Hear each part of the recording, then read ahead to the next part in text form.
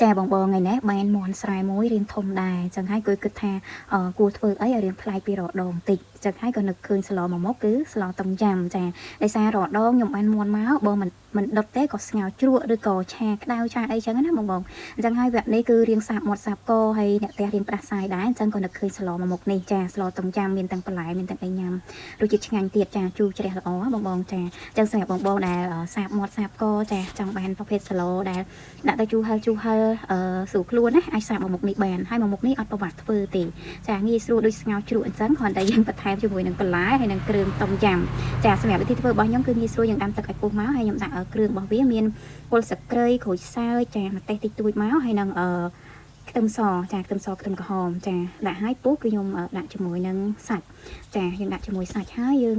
ដាក់ល្ងមកសន្ទុះទៅរៀងសាច់ផុយតិចយើងបន្ថែមគ្រឿងបន្ថែមต้มยำណាបងចាបន្ថែមต้มយำហើយភ្លុកមើលល្មមចាខ្ញុំក៏ចាប់ផ្ដើមដាក់ជាមួយនឹងបន្លែរបស់យើងមាន3មុខតែខ្ញុំដាក់តិចទេចាខ្ទឹមបារាំងតិចជាងគេទៅមកពេញប៉ោះហើយនឹងផ្សិតចំបើងគឺថាចាមួយមុខនេះគឺថាពេញចិត្តគ្រប់គ្នាតែម្ដងសម្រាប់អ្នកផ្ទះរបស់ខ្ញុំចារសជាតិឆ្ងាញ់ចាហើយសម្រាប់បងដែលផ្ដាសាយសាបមាត់សាបកចាចង់បានបែបសឡជូរហិលស្រួលខ្លួនណាអាចសាកមកមុខនេះបានគឺរសជាតិឆ្ងាញ់ហើយ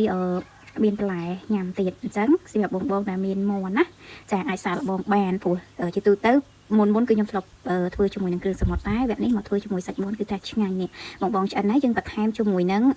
ជីហើយនឹងស្លឹកខ្ទឹមតិចមកគឺរសជាតិគឺជូរហិលឆ្ងាញ់តែម្ដងបងចាញ៉ាំហើយគឺមានអារម្មណ៍ថាស្រឡះចាមានអារម្មណ៍ថាស្រឡះក៏ស្រួលខ្លួនចាហើយសម្រាប់រសជាតិវិញគឺថាអូយបងហើយអានេះថែមជាមួយនឹងទឹកដោះគោស្រស់បន្ថែមទៀតណាបងចាខ្ញុំបន្ថែមជាមួយដោះគោស្រស់នៅមុខ